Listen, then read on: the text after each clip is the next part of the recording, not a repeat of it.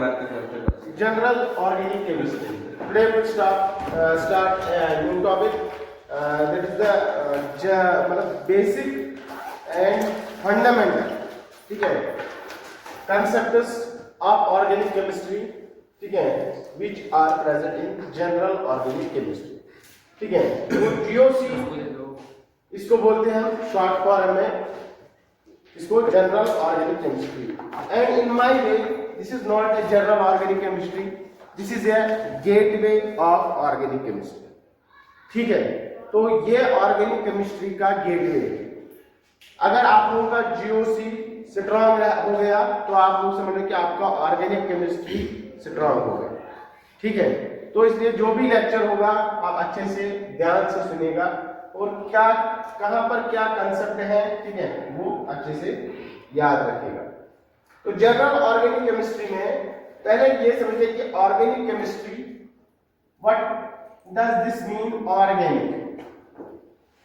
Organic, ठीक है, organic is related with life, related with life, और we can say living,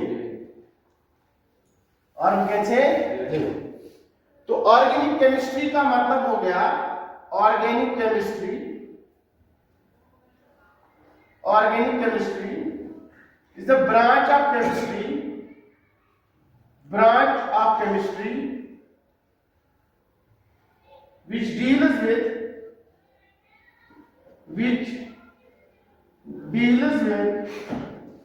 study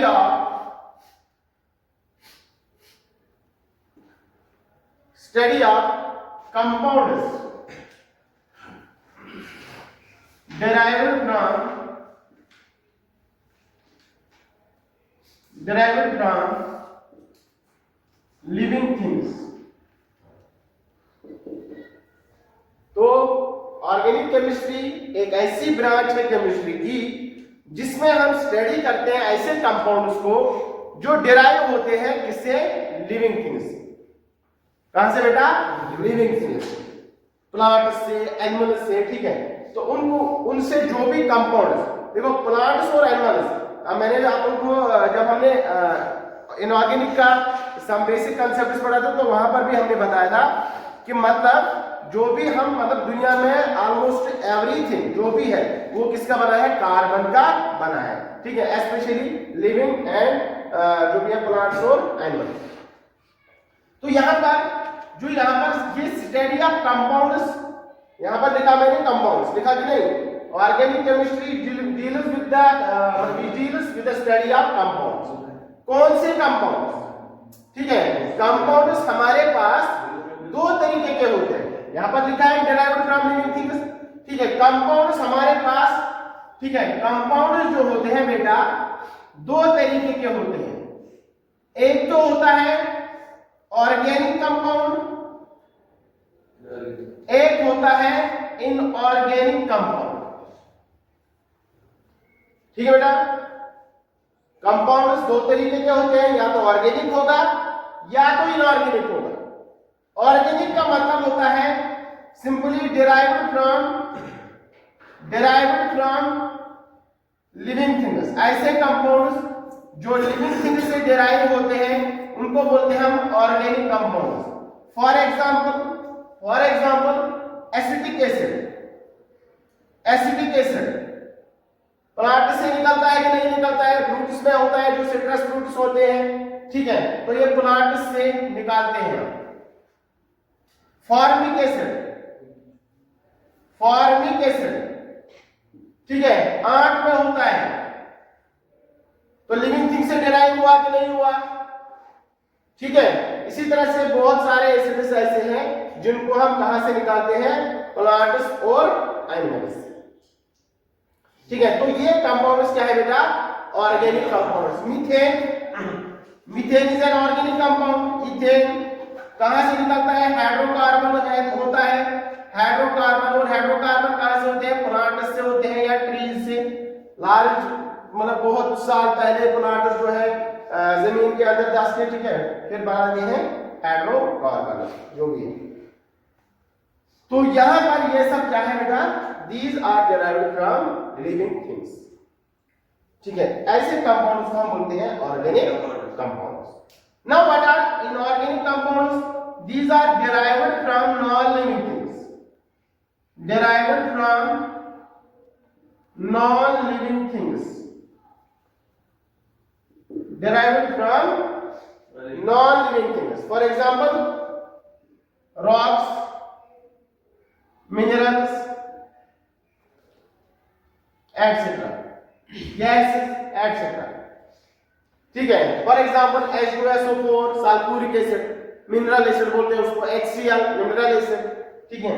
तो these are derived from rocks and minerals, H2SO4, HCl, HNO3 etc. Organic compounds ऐसे compound जिनको हम living thing से derive करते हैं, इनऑर्गेनिक कंपाउंड ऐसे compound जिनको हम डिराइव करते हैं नॉन लिविंग थिंग्स। ठीक है बेटा, ना ऐसा क्या है ऑर्गेनिक कंपाउंड्स में, ठीक है, जो डिफरेंट है इनऑर्गेनिक कंपाउंड्स, जो इनको डिफरेंट बनाता है इनऑर्गेनिक कंपाउंड्स। तो सबसे पहले डेफिनेशन आप देख लो organic compound.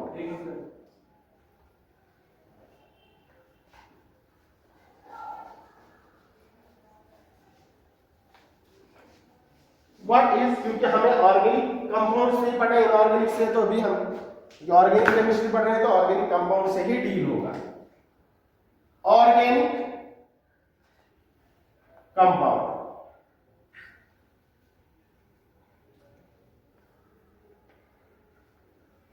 organic compound, these are the compounds of carbon. First thing, organic compounds, these are the compounds of carbon which are covalently linked with itself or with hydrogen, oxygen, nitrogen, sulfur etc. are called organic compounds.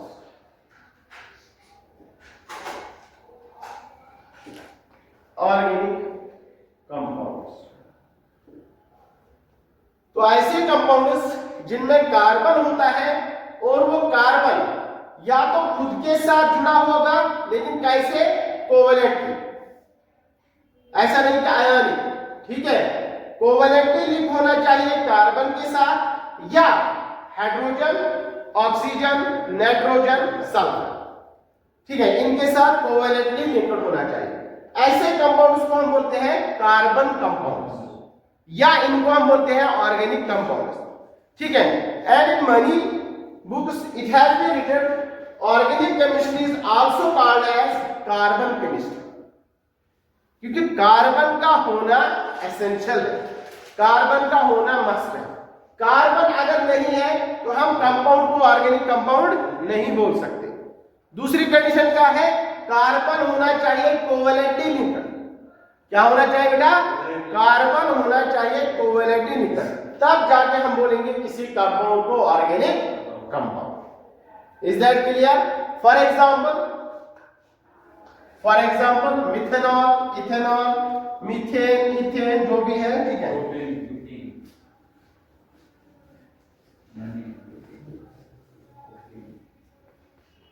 For example methane CH4, तो यहां पर क्या होता है, carbon hydrogen के साथ covalently linked होता है, ठीक है। Carbon dioxide C double bond O covalently linked होता है, कार्बन भी है और कार्बन ऑक्सीजन के साथ कोवेलेंटली लिंक्ड है। इथेन CH यहां पर कार्बन अपने आप के साथ भी और हाइड्रोजन के साथ भी जुड़ा है, तो ऐसे कंपाउंड्स को हम, कार्बन भी है और कार्बन हाइड्रोजन के साथ और अपने आप के साथ कोवेलेंटली लिंक्ड होता है, तो ऐसे कंपाउंड्स को हम बोलते हैं ऑर्गेनिक कंपाउंड्स। अगर बाकी के साथ भी है, नाइट्रोजन के साथ, सल्फर के साथ, तो इनको भी हम बोलते हैं ऑर्गेनिक कंपाउंड्स। क्लियर बेटा? ठीक है, अब ये ऑर्गेनिक केमिस्ट्री की बात कब से शुरू हुई, कब से लोगों को पता चला, कब से साइंटिस्ट ने मतलब शुरू किया कि ऑर्गेनिक केमिस्ट्री एक अलग ब्रांच है या ऑर्गेनिक केमिस्ट्री क्या होती है। ठीक है, तो इसका जो है हिस्ट्री में जाते हैं, थोड़ा बहुत हिस्ट्री बताते हैं ऑर्गेनिक केमिस्ट्री की। और ये जो ऑर्गेनिक कंपाउंड्स है, क्या इनको सिंथेसाइज किया जा सकता है, क्या ये ऐसे ही दुनिया में है कि इनको सिंथेसाइज भी किया जा सकता है। ठीक है, तो सबसे पहले एक साइंटिस्ट आए। ठीक है, तो हिस्ट्री में थोड़ा सा जाते हैं, हिस्ट्री ऑफ ऑर्गेनिक केमिस्ट्री लिखो। ठीक है, तो हिस्ट्री में थोड़ा सा बताते हैं हिस्ट्री। तो हिस्ट्री में क्या है, सबसे पहले एक साइंटिस्ट था जिसका नाम था बर्जीलियस। बर्जीलियस इन 1815 1815 में एक साइंटिस्ट था जिसका नाम था क्या, बर्जीलियस। इसने एक थ्योरी दे दी जिसको हम बोलते हैं वाइटल फोर्स थ्योरी। क्या बोलते हैं बेटा, vital force theory. And this theory is also called vitalism. क्या बोलते हैं बेटा, vitalism. This theory is also called vitalism. इसने क्या बोला, इसने बोला जो ऑर्गेनिक कंपाउंड्स है, ठीक है, ये किसी सुपर पावर या इनमें खुद ही कुछ ऐसा वाइटल फोर्स है, जैसे जादू वादू, ठीक है, कुछ फोर्स है, ये खुद ही दुनिया में है, ये खुद ही बनते हैं, खुद ही टूट जाते हैं। ठीक है, इनका कोई एक्सटर्नल फोर्स नहीं है, या इनको हम सिंथेसाइज नहीं कर सकते, इनको हम प्रिपेयर नहीं कर सकते। ये बर्जीलियस का माना कि ये मतलब जो ऑर्गेनिक कंपाउंड्स है, ये मतलब किसी सुपर पावर से खुद ही दुनिया में बने हैं और खुद ही टूट जाते हैं, जो भी है। तो इसका ये मानना था, किसका बेटा, बर्जीलियस का। इसके बाद आफ्टर 13 इयर्स एक और साइंटिस्ट आता है। ठीक है, आफ्टर 13 इयर्स एक साइंटिस्ट आता है 1828 में, जिसका नाम होता है बोलर। क्या नाम है बेटा, बोलर, जो कि स्टूडेंट था किसका, बर्जीलियस का। ये था स्टूडेंट किसका बेटा, बर्जीलियस का। ये स्टूडेंट था बर्जीलियस का, स्टूडेंट ऑफ बर्जीलियस। तो इसने क्या कहा, इसने किया एक काम लैब में, इसने लेबोरेटरी में एक कंपाउंड सिंथेसाइज किया जिसका नाम है यूरिया। कैसे सिंथेसाइज किया, तो ये सब फर्स्ट पर्सन बोलो, फर्स्ट साइंटिस्ट या chemist who synthesize first organic compound, first organic compound called urea, जिसे हम बोलते हैं यूरिया, NH2 CONH2। तो इसने कैसे इसको प्रिपेयर किया, इसने लैब में प्रेपरेशन, इसने एक कंपाउंड ले लिया अमोनियम साइनाइड NH4 CN, इसको बोलते हैं अमोनियम साइनाइड।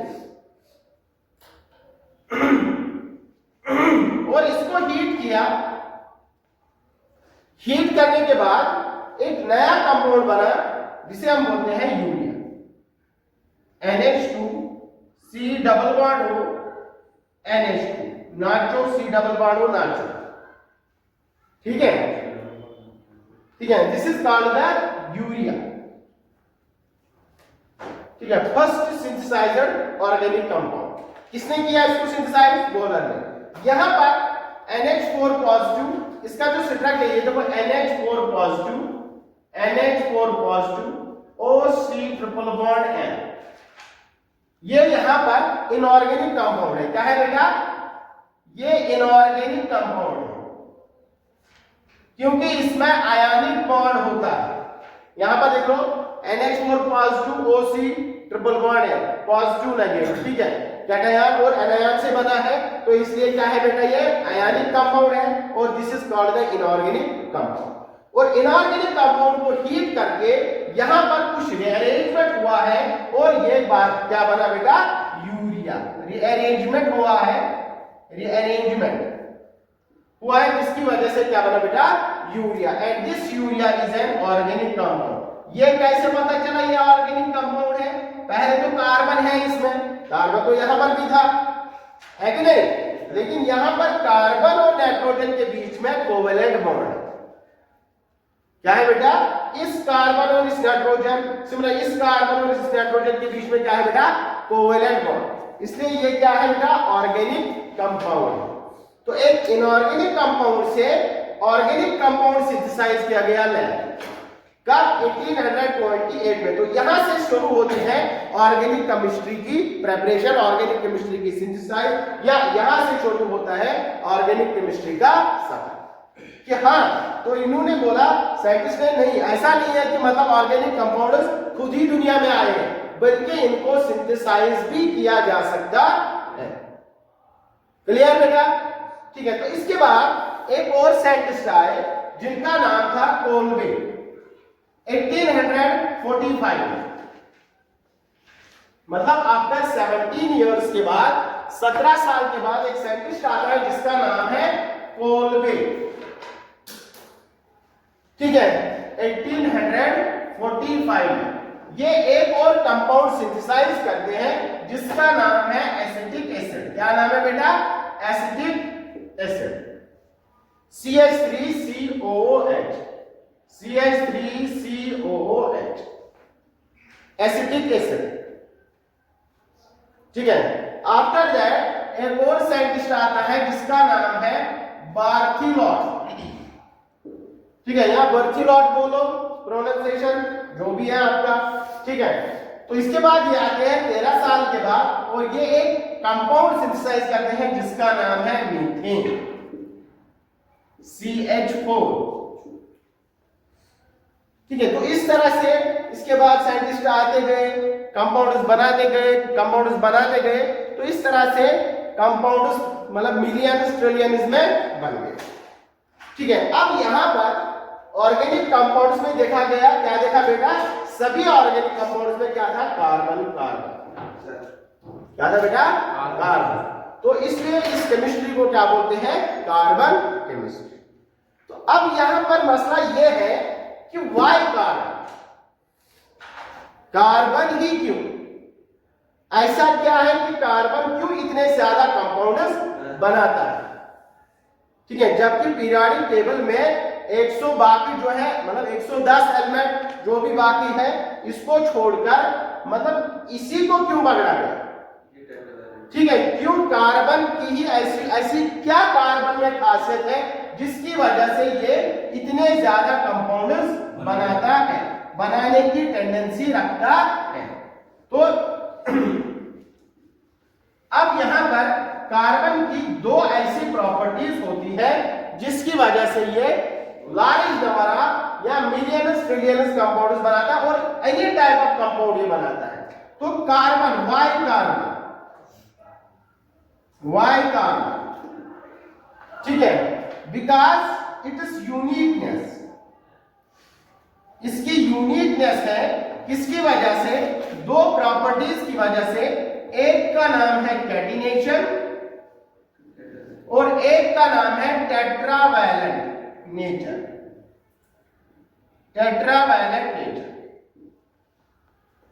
तो कार्बन का यूनिकनेस है, यानी कि वर्सटाइल नेचर है। आप लोगों ने 10th क्लास में ये पढ़ा होगा, इसका वर्सटाइल नेचर होता है because of two properties, that is catenation and the tetravalent nature. ठीक है। क्या ये कैटिनेशन प्रॉपर्टी किसी और कंपाउंड में है?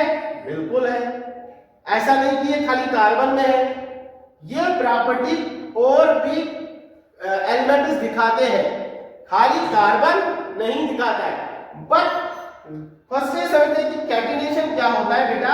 Catenation is self linking tendency, self linking tendency. ठीक है, यानी अपने आप के साथ जुड़ना। ठीक है, अपने आप के साथ जुड़ना। तो कार्बन जो है ये अपने आप के साथ ब्रांचेड में भी जुड़ता है, सॉरी स्ट्रेट लाइन में भी जुड़ता है, ब्रांचेड में भी जुड़ता है, ठीक है, साइक्लिक में भी जुड़ता है। ये कार्बन की खासियत है, आप कैसे भी इसको चाहो जोड़ सकते हो, ठीक है। तो ये इसका सेल्फ लिंकिंग टेंडेंसी मतलब बाकी से अलग है। अगर आप सल्फर का देखोगे, सल्फर का होता है एसिड, ठीक है, तो इसमें भी कैटिनेशन,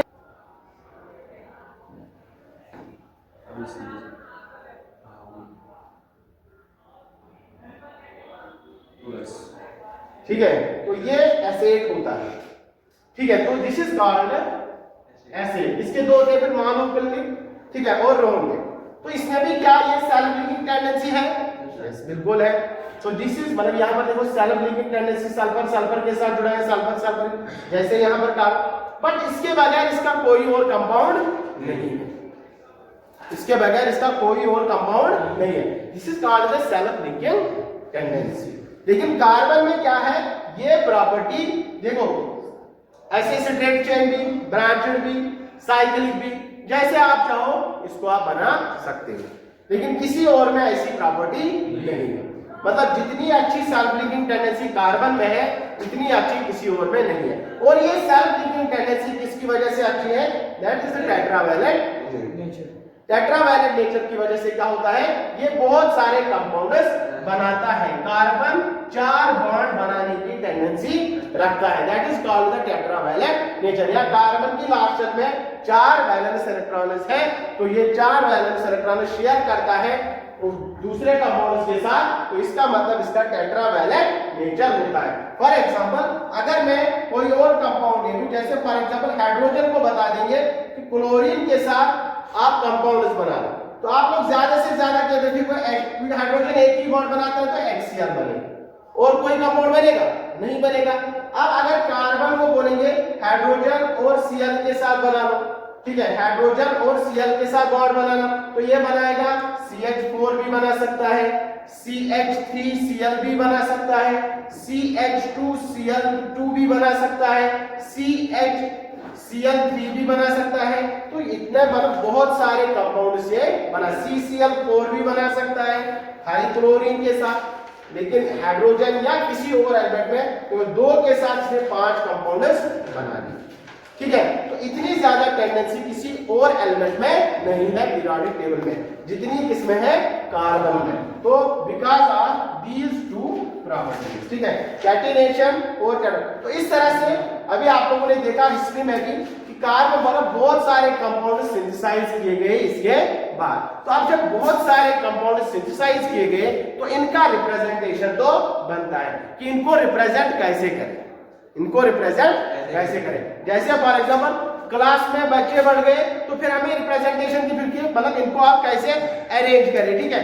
एक सेक्शन बना लिया तो सेक्शन कर लो, सेक्शन ए सेक्शन बी, ठीक है, या तो कुछ और मतलब तरीका ढूंढ लो। तो इस तरह से हम करते हैं। फिर इसके बाद क्या करना है, जब मनी कंपाउंड्स डिस्कवर हो गए तो फिर रिप्रेजेंटेशन की जरूरत पड़ गई। तो representation of organic compounds next topic लिख लो बेटा, representation of organic compounds, represent of organic compounds, representation of organic compounds, representation of organic compounds. तो सबसे पहले रिप्रेजेंटेशन ऑफ ऑर्गेनिक कंपाउंड्स, ठीक है बेटा। तो रिप्रेजेंटेशन में सबसे पहले मॉलिक्यूलर फॉर्मूला आता है, molecular formula.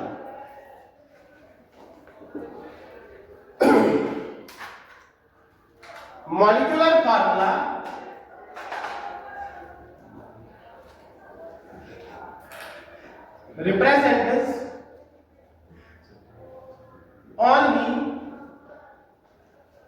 represents only number and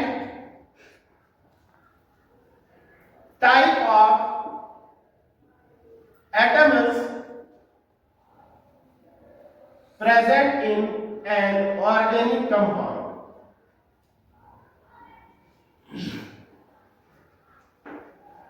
दूसरा point, does the molecular formula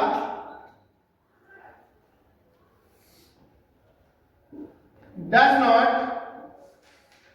shows connectivity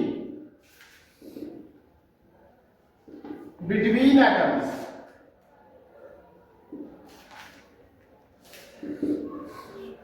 molecular formula represent करता है खाली नंबर और टाइप ऑफ एटम्स, कितने हैं और किस टाइप के एटम्स प्रेजेंट है ऑर्गेनिक कंपाउंड में, बस इसके बारे में। इसके बारे में कुछ इंफॉर्मेशन नहीं देते, ये कैसे जुड़े हैं इसके बारे में कोई इंफॉर्मेशन नहीं देता है। फॉर एग्जांपल अगर मैं यहां पर बताऊंगा कि ग्लूकोज का मॉलिक्यूलर फार्मूला बताओ तो आप बताओगे C6H12O6, कार्बन 6, हाइड्रोजन 12, ऑक्सीजन 6। तो टाइप ऑफ एटम्स कार्बन है, हाइड्रोजन है, ऑक्सीजन है, लेकिन ये आपस में कैसे जुड़े हैं मॉलिक्यूल में इसके बारे में कोई इंफॉर्मेशन नहीं मिलती है मॉलिक्यूलर फार्मूला से। Molecular formula represents only carbon, hydrogen और ऑक्सीजन कितने हैं और किस टाइप के एटम्स हैं। फॉर एग्जांपल इथेनॉल, इथेनॉल का बताएंगे मॉलिक्यूलर फार्मूला तो हम बताते हैं C2H5 C2H6O C2H6O, this is the molecular formula of ethanol. ठीक है, तो इसके बारे में मतलब अब यहाँ पर कार्बन, हाइड्रोजन और ऑक्सीजन कैसे जुड़े हैं इसके बारे में मॉलिक्यूलर फार्मूला नहीं बताता है, बस टाइप और नंबर ऑफ एटम्स कितने हैं। आपको मैं बताऊंगा मॉलिक्यूलर फार्मूला आपको पता है, आपको पता है ऑक्सीजन कितने हैं इथेन में, तो आप बताओ इथेनॉल में 1। ठीक है, कार्बन कितने हैं 2, लेकिन कार्बन और कार्बन कैसे जुड़े हैं, कार्बन और ऑक्सीजन कैसे जुड़े हैं इसके बारे में मॉलिक्यूलर फार्मूला नहीं बताता है। ठीक है, इसी तरह से इथेन को हम लिखते हैं मॉलिक्यूलर फार्मूला C2H, इस तरह से एंड सो ऑन। तो ये रिप्रेजेंटेशन होता है मॉलिक्यूलर फार्मूला का। इसके बाद आता है बेटा, इसके बाद आता है कंडेंस्ड फार्मूला, नोट करो जल्दी जल्दी। इसके बाद आता है condensed formula, condensed formula,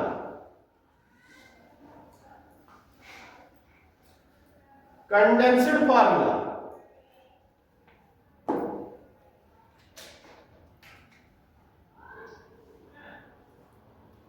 condensed formula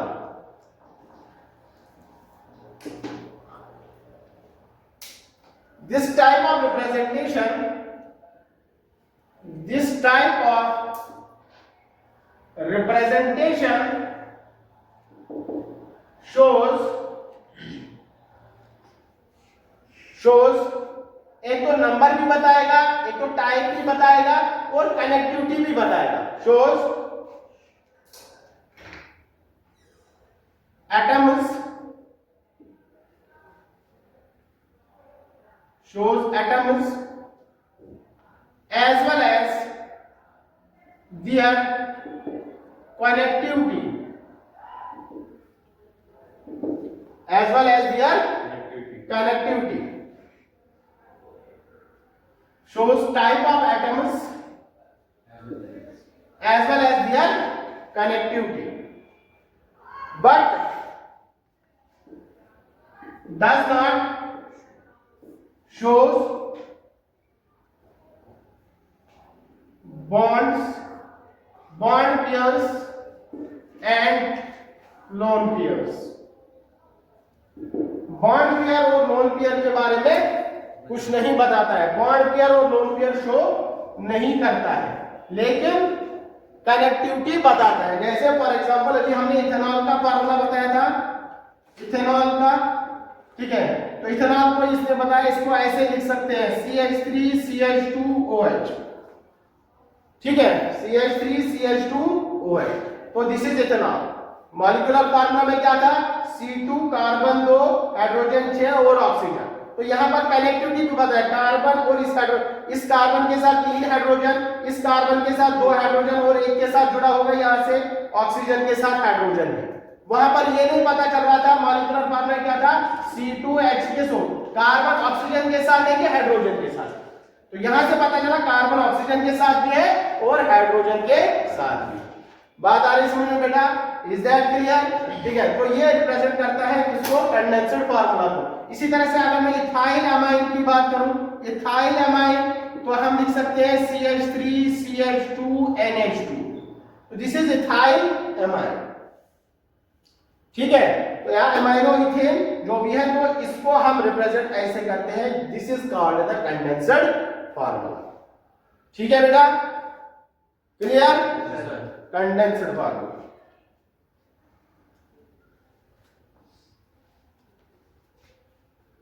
next, condensed formula. Next one, partially condensed formula. Next one is partially condensed formula या representation. In this type of representation,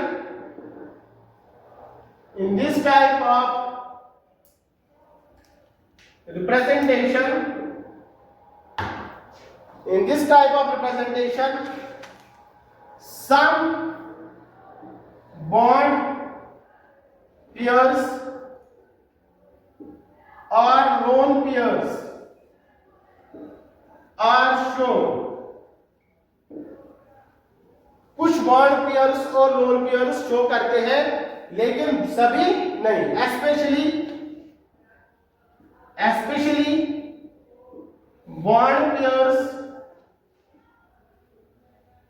and lone pairs of functional groups